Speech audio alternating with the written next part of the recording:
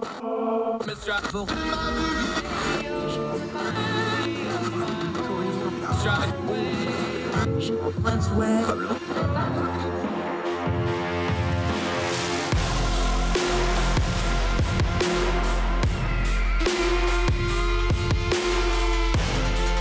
your host, Andrew Donaldson.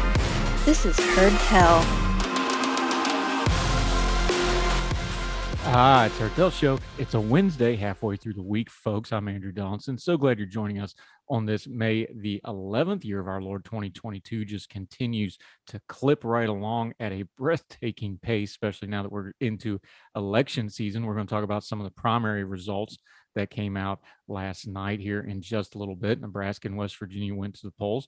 They're not the only ones, though. Our guest today, our buddy Conor Duffy over in Ireland. We had some elections in Ireland, historic elections, sea change type elections, as Sinn Féin is now the dominant political power in Ireland. Also, the long-running debate, are we anywhere closer to a reunified Ireland? What's going on in Northern Ireland? A lot of implications there.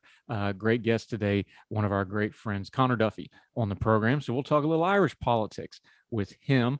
Also, a story we've been covering quite a bit on Heard Tell, Sri Lanka. Why are we talking about Sri Lanka? Where a lot of geopolitical stuff that we've been talking about, China, India, the U.S., the global crisis that is coming out of Vladimir Putin's war in Ukraine, where it's doing things to the global supply chain of food and is doing things to gas and energy prices. A lot of these things are lapping up on the shores of countries like Sri Lanka that were already in a whole lot of trouble, and all these things push them over the edge. We're going to talk about it today. A lot of interesting intersecting things there to learn, because we're going to see it again and again in other countries, and it affects everybody. So we'll talk about that in just a little bit. Also, to close the program, Epic Games, they own Fortnight, the most popular game in the world as of late. They had a cheater. They took the cheater to court. They beat the cheater, and a whole bunch of money is now not only going to go to the people that were wronged, but Epic's going to move them along to a great children's charity. We'll end the program on that note. But first, let's start with some domestic politics right quick. Some folks, not all, some have criticized me that I'm a little hard on the Biden administration, like our friend Missy Howe. How you doing, Missy? Thank you for sending in your note. We always appreciate you. I'm a little hard on the Biden administration. Well, I'm not unfairly hard, I don't think. They're in charge. If you're in the seat, you're going to get a lion's share of the blame. Now, when it comes to economics, and the president was speaking on inflation and gave an economic speech, is what we're going to be dealing with here. It's true that both too much blame and too much credit goes to the president. We've talked over and over again. That's the reason why we have a lot of economists on the show over and over again, because economics is complicated. There's lagging indicators, there's trending indicators. A lot of what the presidents deal with, whoever the president is, regardless of party, they're dealing with something that happened before them and the after effects of their predecessors. Plus, they don't control the financial purse strings without a few exceptions. That's Congress. And to be fair to all of our presidents, our Congress isn't exactly covering themselves in glory fiscally lately. So, yeah, it's true. Not everything going on is President Biden's fault. Some of it is very much not his fault, but some of it is also to blame for him. Here's where we get into this. The president was speaking. President Joe Biden on Tuesday blamed the COVID-19 pandemic and Russia's war in the Ukraine for troubling economic news as he and his administration went on the defensive over mounting inflation and rising gas prices. Reading from CNN here. The president's speech at the White House was advertised by his advisors as being focused on his plan to fight inflation. And while Biden did speak about inflation, he spent a significant amount of time attacking Republicans for a plan put out by the head of the Senate's GOP campaign arm, rather than laying out any new proposals to combat the worst inflation the country has seen in 40 years. Biden said combating inflation is his top domestic priority and acknowledged, quote, families all across America are hurting. The president speaking here. They're frustrated. I don't blame them. I really don't blame them. There's a lot we have to do, Biden said. When asked by CNN's Jeremy Diamond if his administration bears some responsibility for the rising prices, the president said, I think our policies help, not hurt. During his speech, This is the part we want to get to here. The president pointed to several steps his administration had already taken to bring down gas prices, including direct release of 1 million barrels from the Strategic Petroleum Oil Reserve and enacting emergency measures on biofuel sales. He also cited proposals to raise taxes on billionaires and other super wealthy Americans, and by dealing with Medicare negotiated drug prices. However, many of those proposals face a dead end in Congress, and the president expressed frustration that the Democrats don't have the 60 votes needed in the Senate to pass the kind of legislation he's proposed. The Senate is currently split 50-50 between Republicans and Democrats. Quote, this is the president now, we control all three branches of government. Well, we don't really. End quote, from the president of the United States, Joe Biden. Where I go to criticize the administration, not just on policies I disagree with, but is encapsulated in that quote right there. We control all three branches of government. Well, we don't really. I'm sorry, when you're in charge of what you're in charge of. You were elected president. They were elected as a split Senate by the American people, and the House of Representatives has a Democratic majority. You can't say, I'm in charge and these are our policies, and then turn around and go, well, we're not really in charge.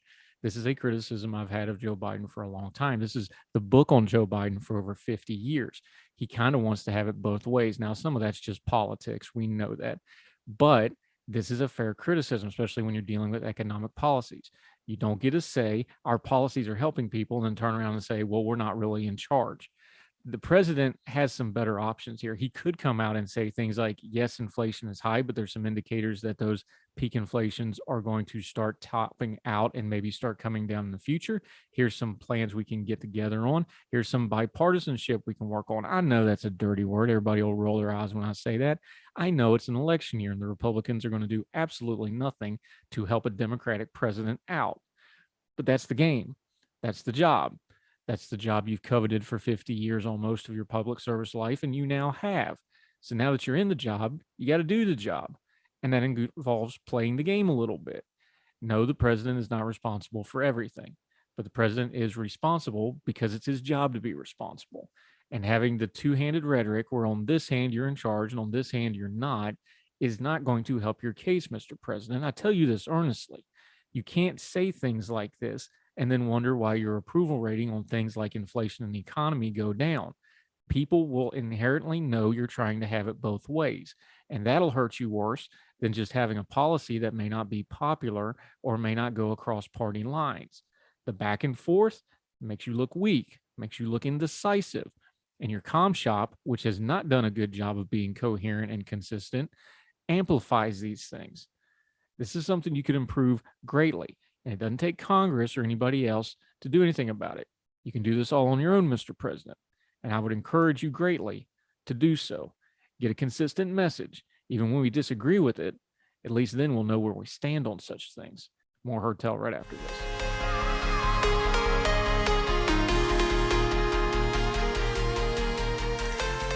Welcome back to Heard Tell. I'm Andrew Donaldson. Thank you so much for staying with us. We've talked on this program a couple of times about Sri Lanka. Now, what's Sri Lanka got to do with anything? Well, Sri Lanka is where a lot of streams of global politics are crossing in really bad, ugly ways that folks need to pay attention to. The world food crisis that's coming out of Russia's illegal war in Ukraine that's jacking up the food supply chain all over the world, not to mention fuel prices and other things, greatly affecting Sri Lanka because Sri Lanka's economy was already in really bad shape. They had a lot of foreign entanglements with things like debt, and that really pushed them over the edge. We go to foreign affairs for a minute to discuss some of the other things that started crossing streams here. Extraordinary government spending during the pandemic aggravated Sri Lanka's macroeconomic imbalances. Quick note here, we're going to see this in other countries as well because developing and third world countries were told by world powers, don't worry about your spending in COVID, spend what you need to, go into debt for it, we'll clean it up later with aid. And they did so, and now that aid didn't come or it became predatory debt from places like China. Hold that thought, we'll come back to it in just a second. Indeed, reading from Foreign Affairs, Sri Lanka's government was already disposed towards populist economic policies before the pandemic. Before the IMF got involved, slashing taxes that trimmed 25% off revenues even before the pandemic emptied the treasury coffers. Large-scale money printing. Does that sound familiar, America? led to the depreciation of the Sri Lanka rupee, which was artificially reversed only when Sri Lanka's central bank imposed an unrealistic conversion rate that resulted in drying up hard available currencies even faster. The resulting scarcity of foreign currency has held up critical imports such as milk powder, gas, petroleum, stuff that needs to come out of places like Ukraine that got exacerbated. Back to the piece. This is the part to pay attention to. Relying on bilateral relationships can be dangerous, especially in the context of intensifying geopolitical rivalries. China is Sri Lanka's single largest bilateral creditor, with an expanding footprint in the country. And although India's share is smaller, that country continues to hold formidable influence in Sri Lanka by virtue of its political and economic and geographic, by the way, they're right there, hold over Sri Lanka. Both China and India have responded to Sri Lanka's appeal for economic assistance with currency swaps and credit lines, but these deals have been delayed. Presumably, these governments iron out differences between themselves behind closed doors. New Delhi, for example, has been agreed by the cancellation of agreements to allow India and Japan to develop and operate the vital terminal in the port of Colombo. Sri Lankan officials have handed over majority ownership of an alternate Colombo port terminal to an Indian company. They've also allowed India to proceed with long-delayed investment projects over oil infrastructure along the eastern coastline. India announced an economic relief package for Sri Lanka that, after some delay, has finally begun to materialize. But the Chinese investment has ballooned. Notably, Sri Lanka entered a distinct set of laws and regulations to enable Chinese-funded Colombo Port City project, which gave Chinese company a 99-year lease to develop and operate sections of the new port city in hope of significant injections of cash. But China has yet to respond to an appeal for debt relief made by the Sri Lankan president in January. Regional and global rivalries also complicate how Sri Lanka can tackle its debt. Sri Lanka's bonds are held privately by private creditors in the U.S. China will want to ensure any relief it offers Sri Lanka is not used primarily to pay off those U.S. bondholders. These concerns will inevitably make a future debt restructuring process even more difficult. Even with all the support from China and India, Sri Lanka's government received enormous blows with the Russian invasion of troops, which tipped oil prices and aggravated the acute foreign currency crisis and exacerbated the food shortages. Why are we reading all this? Because we're going to see more and more of this. China is using predatory lending to take over countries. They're not going to want to service this debt because they can take over the infrastructure. They've done this in Africa. They're doing this in places like Southeast Asia and in parts of the Middle East that they're trying to encroach on. You must pay attention to how this is working. And India is doing it as well, because those are frenemies that they have some interacting business districts, but they also got a lot of rivalries. Long story short, countries in the developing world and the third world, like we've been seeing in Africa, like we're now seeing in Sri Lanka, like we're going to see in Southeast Asia as some of this credit comes due, like we may start seeing in parts of the Middle East, is global powers like China, India, the US are going to be in a tug of war over debt and infrastructure in these developing countries. And tug of wars in places like Sri Lanka means the people of Sri Lanka wind up getting used like the rope. More Heard Tell right after this.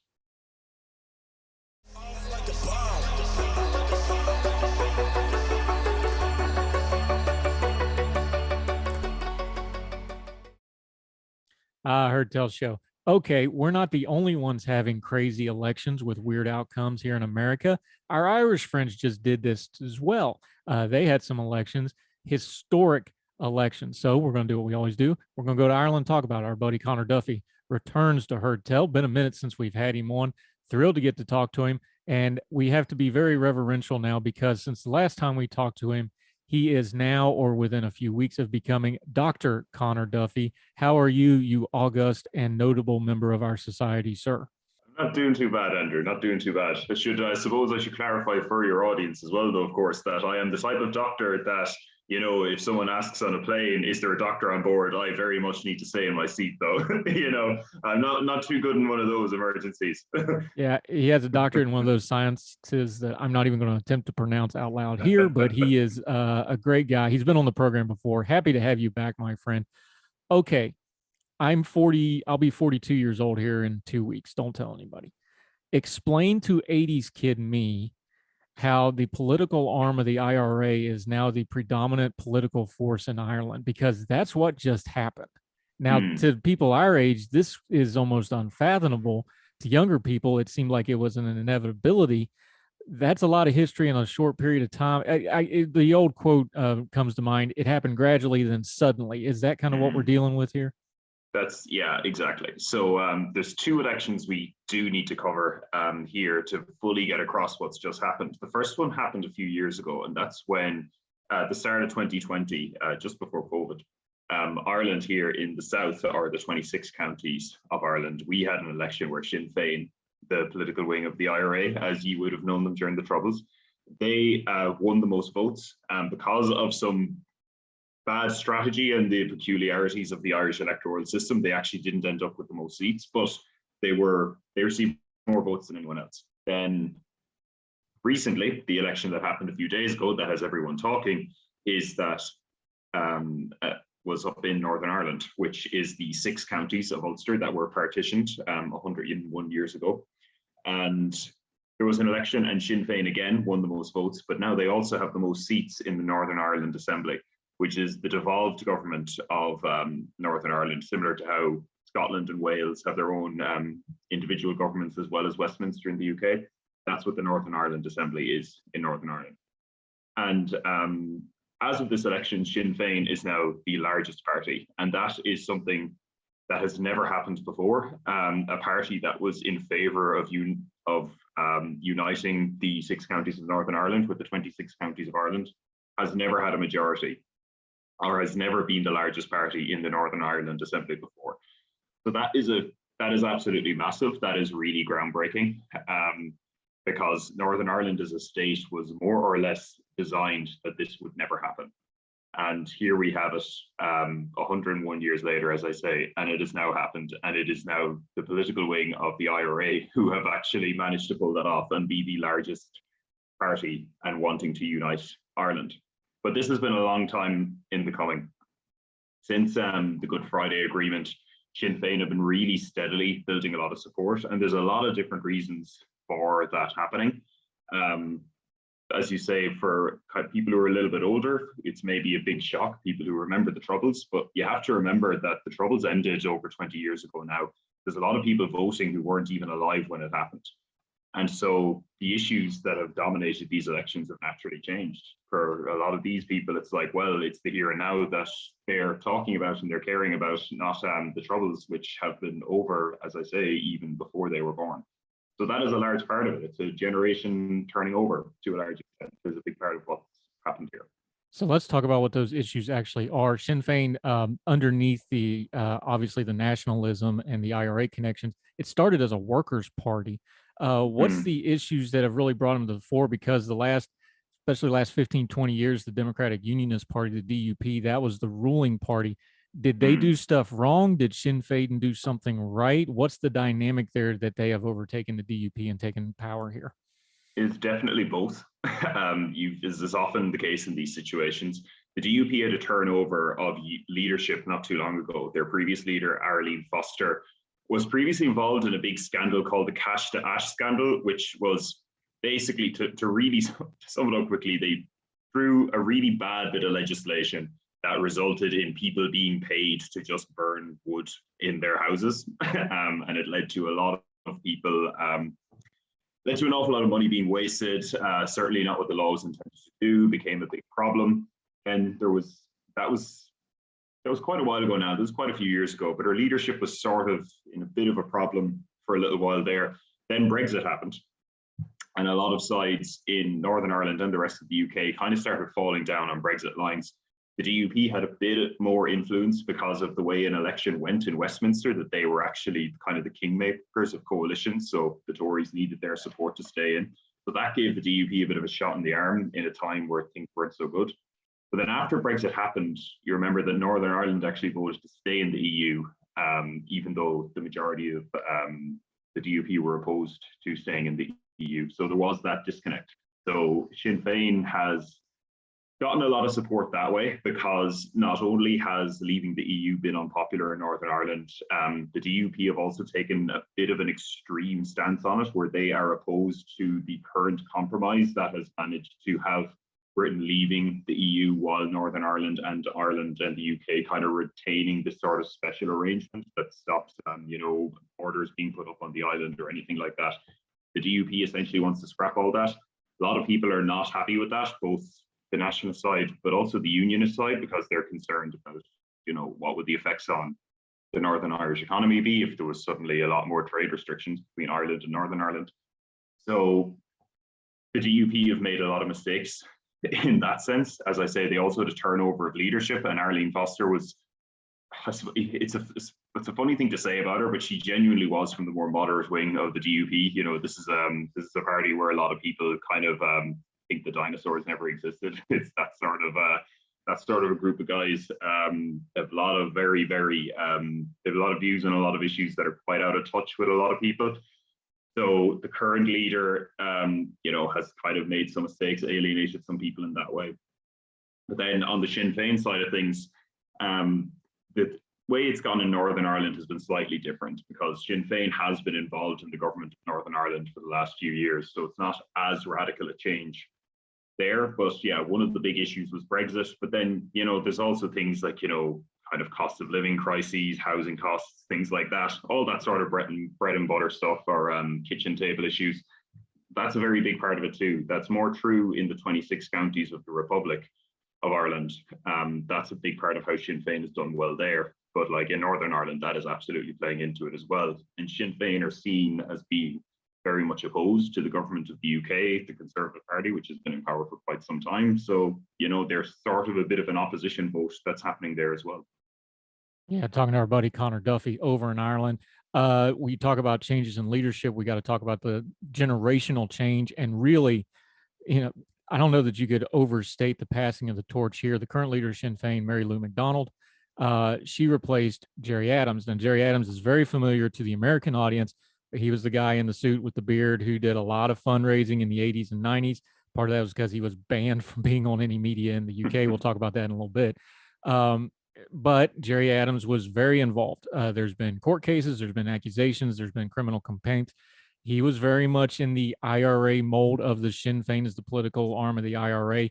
Mary Lou McDonald, the last 2018, is it too much to say kind of the clean political new version of Sinn Féin you were talking about? This really does seem like that's a line of demarcation of when this really changed, isn't it? Yeah, it really is, because it wasn't just Gerry Adams. There was also Martin McGuinness was the leader of Sinn Féin up in Northern Ireland, and he is no longer in charge now. He has actually died. But before he passed, there was also a change to Michelle O'Neill, who was the current leader of Sinn Féin up in Northern Ireland. Again, someone who was not involved in the Troubles in any way. So, I don't know if that's true, but I'm sure that's certainly what's going out at the moment anyway. So Mary McDonald, Michelle O'Neill, certainly they're not faces from the Troubles, not involved, as I said. There was some other, say, politicians who were in Sinn Féin who have also since retired, who were from the Troubles generation. All of the faces from Sinn Féin that you see in the news here in Ireland these days, they're all fresh faces. They're people who were not involved in the IRA, who were not involved in the period of time when the Troubles were going on in Northern Ireland. And they are really trying to present themselves as, this is a party that is, materially different from the one that was the political wing of the IRA back in the 80s. They are still as committed to a united Ireland as they have ever been, but they have shifted, and it is, the IRA used to describe their tactics as an Armalite in one hand and the ballot box in the other. The version of Sinn Féin we have now is committed to the ballot box for how it is going to achieve things. And this has been a long process of them trying to convince more and more people that they have in fact made this change. And a big part of how a lot of people are buying that is, as you say, passing of the torch. Gerry Adams is gone, Martin McGuinness is gone. The people who are there in charge now, they're talking about other issues. They're not talking about, trying to violently end the occupation of Northern Ireland. They're talking about, issues of housing and healthcare and, coming to a united Ireland by a vote rather than some sort of military victory over the British. So that sort of shift has been a very big part of how Sinn Féin have become much more acceptable to a lot more people on both sides of the border here in Ireland. Yeah, and just looking at their political platform, especially the most recent one that they did, it's a lot of boilerplate stuff, abolishing the VAT and fuel and energy goods, something on everybody's mind with the economy. Social and affordable home schemes that they're putting together. I'm using schemes there, by the way, in the version they use over yonder, where it's not a bad thing. That's just what they call these things. Talking about, should they have an all Ireland health service based off the NHS model? This is just kind of boilerplate populist politics kind of stuff, for lack of a better term. This seems like it would get you a lot farther at the ballot box. And I think there's evidence now that says whatever they're doing, it's working. Oh, I agree completely, because that's why a lot of people are voting for them these days. They're voting for them because they feel, well, Sinn Féin represents my views on these array of issues more than the other parties do, or especially down here in the Republic of Ireland in the 26 counties. It's sort of like these other parties have been in charge for a very long time. There are problems with housing is a big one here in Ireland, also problems with the health system and cost of living and stuff like that. And some people are like, well, maybe it's time for a change of guard. And Sinn Féin are the largest party that would potentially represent that change. Something to maybe appreciate here too is that part of why Sinn Féin became the largest party in Northern Ireland is also that there was a surge in support for this non-aligned party, the Alliance Party. And the Alliance Party don't consider themselves nationalists or unionists. They're sort of a kind of middle ground liberal party.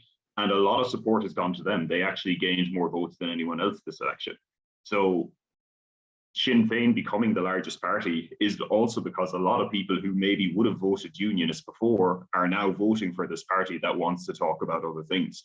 So they're kind of benefiting from that change in the political landscape in two ways, because their opponents are losing votes to someone who wants to talk all about these sort of bread and butter stuff, but also they are gaining votes themselves personally because they emphasize that more themselves these days as well.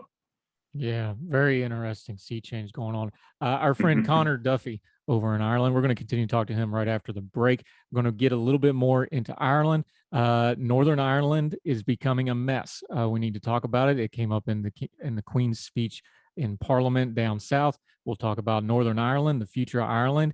Is reunification now something more on the horizon? It's been talked about for 100-some years. Are they actually getting close to it? We'll talk about it with Conor Duffy when we return on Heard Tell right after this.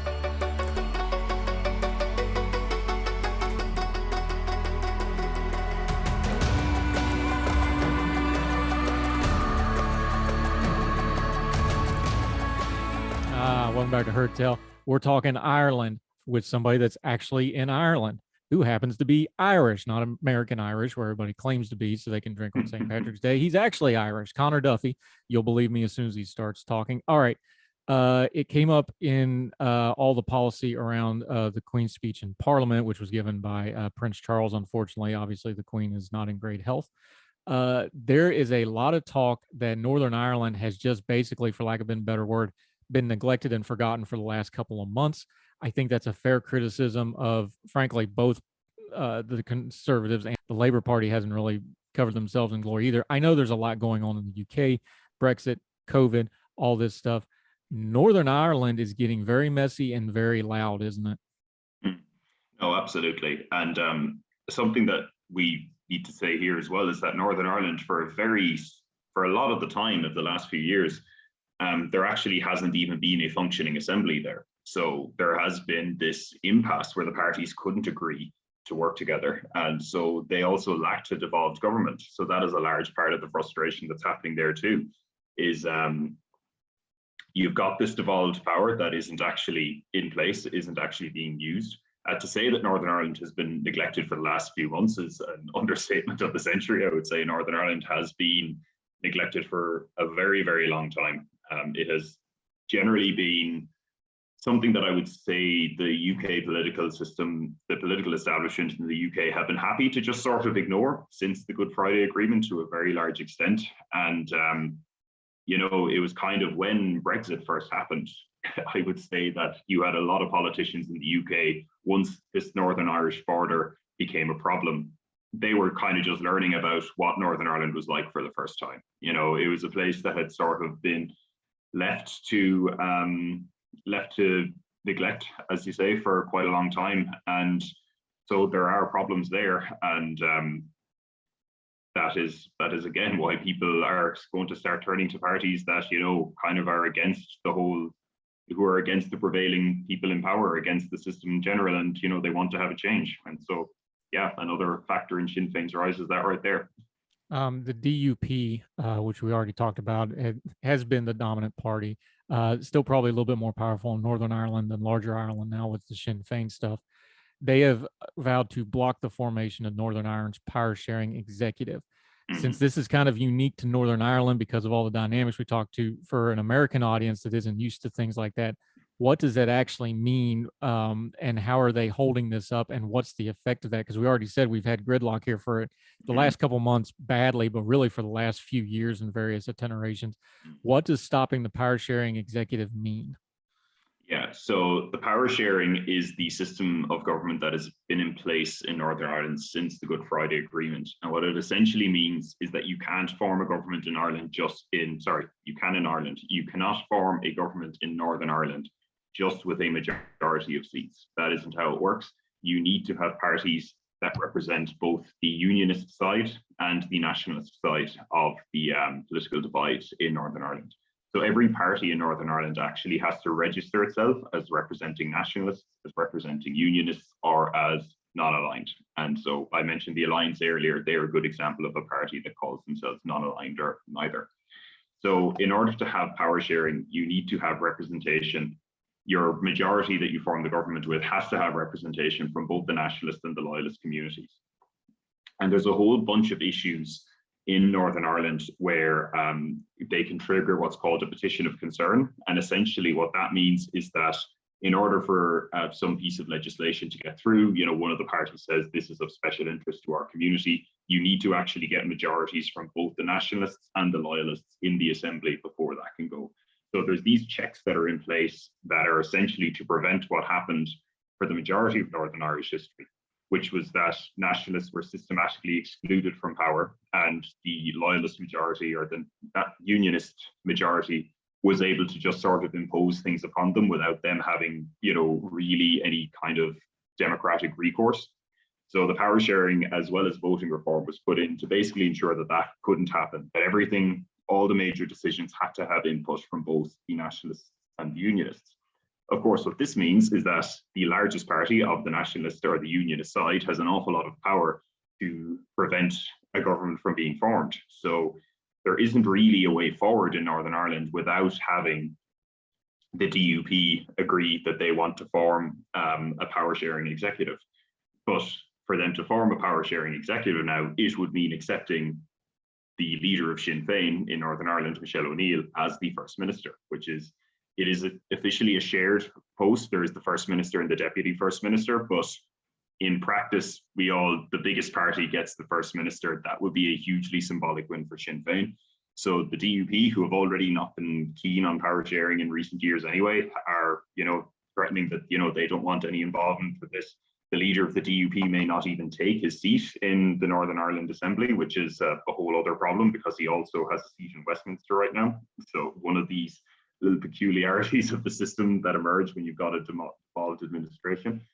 And yeah, the consequence of that would be, again, just no executive in Northern Ireland, essentially no devolved government making decisions on the issues that people are caring about. And what happens from then is either the UK takes direct control of what's happening in Northern Ireland or another round of elections. And, you know, I don't, who knows what would happen there, but I doubt we would see wildly different things, because this seems to be what people are expressing, that they're happy with the people who are voting Sinn Féin are happy with Sinn Féin. People who were previously voting for the unionist parties are turning away from them. So that's sort of the political landscape right now.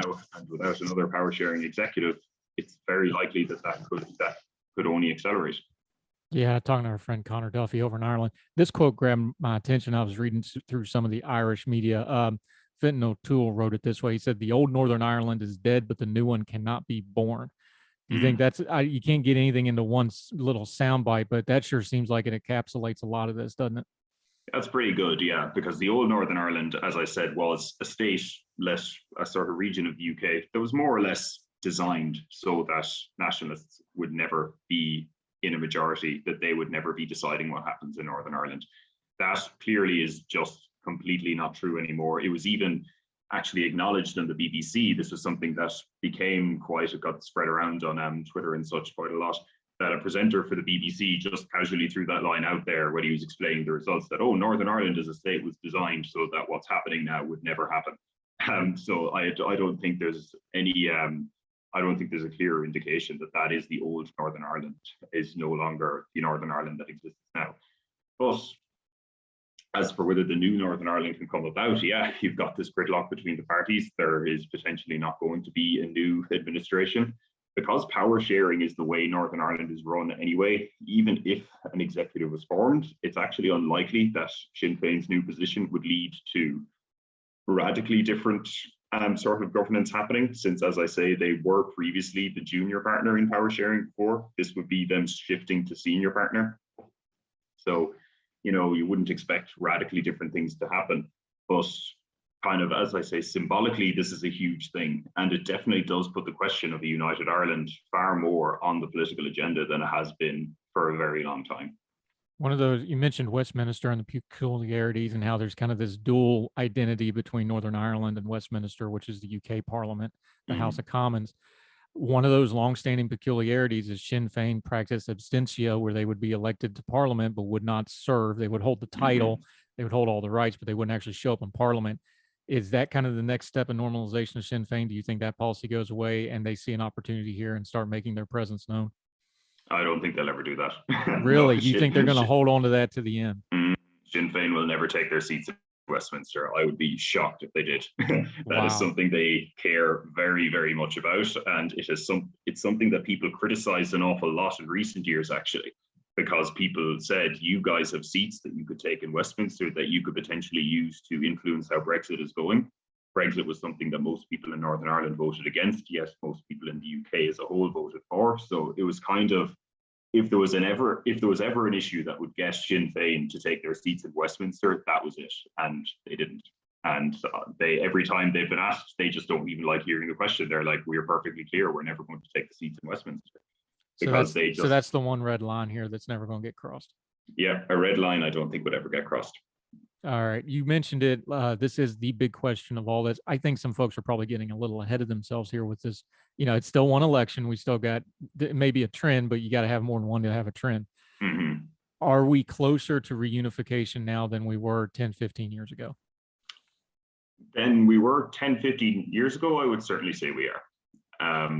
As for whether it's going to happen tomorrow or next year, I would say no, because there's a lot of things you need to keep in mind before we start thinking that this is about to happen. First of all, the unionists as a whole still got more votes than nationalists in this election. Now, it was 0.1% of a difference, I think, when you totted it all up. It wasn't a big margin, but it was there. It was still, as a whole, when you added all the unionist parties together, there was more votes for them.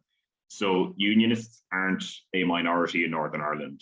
Yet they're probably not going to be a minority in Northern Ireland, in a very short space of time. A lot of people who are in the middle there, the people who are, say, voting for the likes of the Alliance Party, they are the ones who I suppose would need to be persuaded one way or another, whether a united Ireland was better for them or whether staying in the United Kingdom was better for them. That kind of conversation trying to appeal towards those sort of voters hasn't really been happening yet. But what I think this will really do is, this is an issue, as I've said, in Ireland, especially in the 26 counties in the south, has largely been sort of ignored. It's always been like, oh, that's a generation away. We don't need to worry about that now. I think the fact that Sinn Féin is now the party that is largest in Northern Ireland is probably going to be the party that's largest after the next elections here in Ireland, in the Republic of Ireland.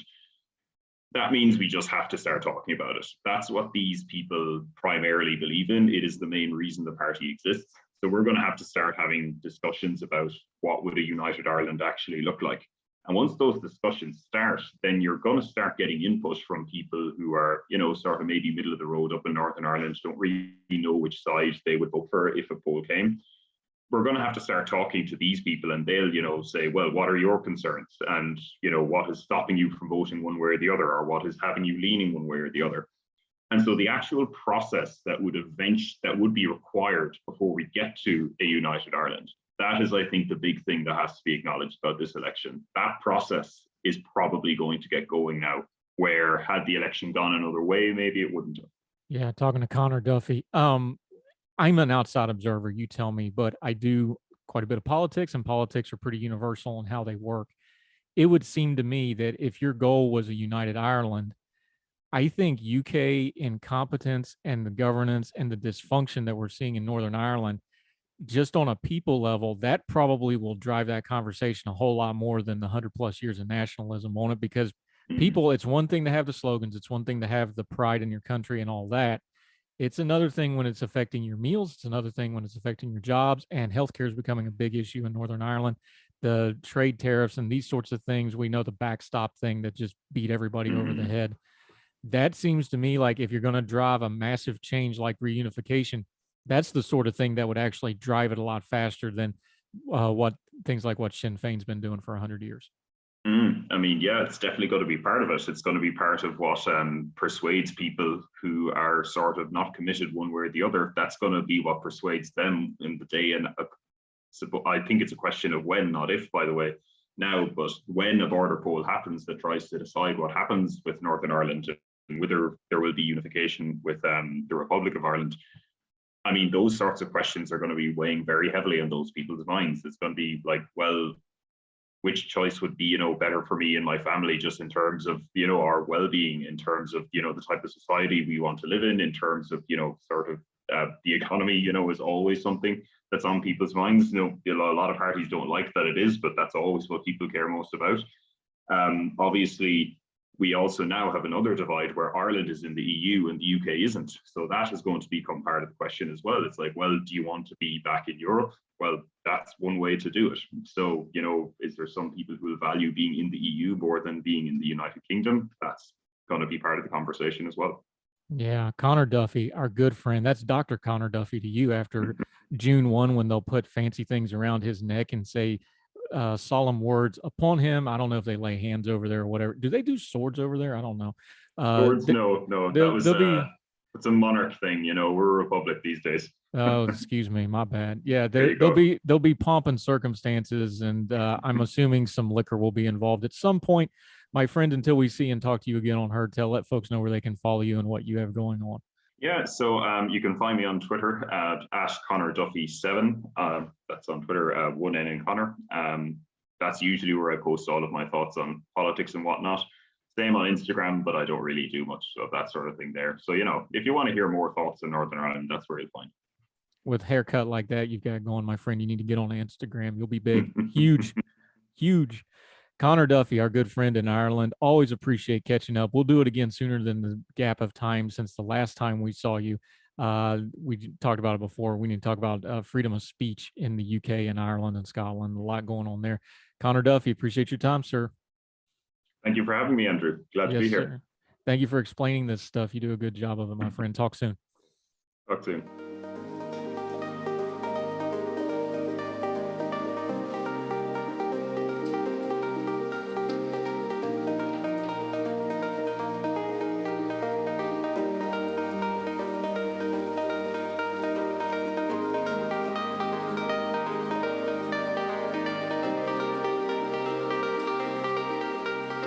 Welcome back to Heard Tell. Updating a couple primaries. We were talking with our friend Joe Zemansky a couple days ago about upcoming primaries where we had ourselves some. Nebraska and West Virginia went to the poll. West Virginia was a little interesting for a couple of reasons, not just because I'm a West Virginia homer and that's my home state and I love it so much. A lot of voting going on there because of redistricting. They lost a congressional district and you had a somewhat rare incumbent versus incumbent primary race. David McKinley has been soundly defeated by Alex Mooney. He won by almost 20 points total. He had the endorsement of Donald Trump in a state that Donald Trump won by about 40 points, both of his campaigns. So no real big surprise there, even bigger than the poll gappage, which was about 15 points. So Mooney will now be the favorite, heavy favorite to take that congressional seat. Kara Miller, who's the incumbent in what was the older districts won her primary handily and will be also probably returning to Congress without too much debate or pushback there. In Nebraska, the governor's race got very, very ugly. One of the people in it, Charles Herbster, fell under a lot of scandal accusations and things like this. Donald Trump had backed him. He went down to defeat. He was beaten by Jim Pillen, 33 points to 30 points. This was a crowded field of folks, but Herbster goes down despite the Trump endorsement with all that scandal we were talking about in Nebraska. Big doings coming up on the 17th. A lot more primaries on next Tuesday. We will continue to cover them as we push along in this very contentious, very loud, very noisy, but we must admit, very interesting midterm election. More Heard Tell right after this.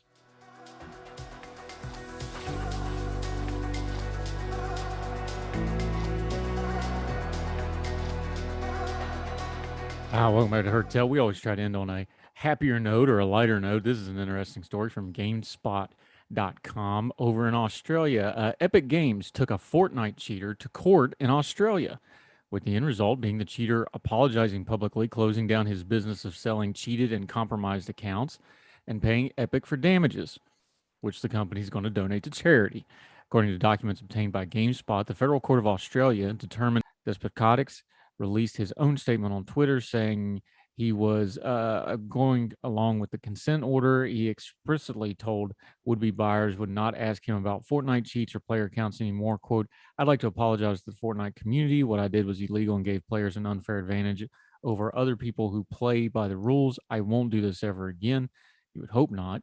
As part of the settlement, Depacatis must also pay damages to Epic in the amount of or both parties' total damages. Those total of those damages, while not shared with GameSpot, will be donated to Child's Play, a charity which is dedicated to improve the lives of children and teens in children's hospitals around the world. Fortnite is the most popular online game in the world right now. It's worth millions and millions of dollars, if not more. So it's nice to see that cheaters not only don't prosper, but the proceeds for that will go to a very good cause. That'll do it for Heard Tell. Thank you so much for joining us. Please make sure that if you're listening or watching this on whatever platform, the iTunes or Spotify for the podcast version, the YouTube channel for the video version, make sure you subscribe. It does a couple things. Make sure you don't miss anything, whether it's Heard Tell every weekday morning, the Good Talks interview breakouts every afternoon, twice on Sunday, the review shows, the long form podcast where we deep dive various issues that warrant it. But it also makes sure we can keep track of what you are and aren't watching. We can tell whether you are enjoying Heard Tell or not. Make sure we're giving you the best possible thing we can to turn down the noise of the news cycle. And the most precious thing you give us, your time, it's never wasted. We always want to respect it. More and more you are finding us. We see the numbers. Thank you so very much. We're coming off the biggest few days we've ever had, and it's all because of you. We don't advertise other than word of mouth and what we do on our own social media. So thank you very, very much. So until we see you again next time on Heard Tell, wherever you and yours are across the street or around the world, we hope you're well. We hope you're well fed. Very much looking forward to doing this again with you on the next Heard Tell. All the music on Heard Tell is provided under a Creative Content license from monstercat.com.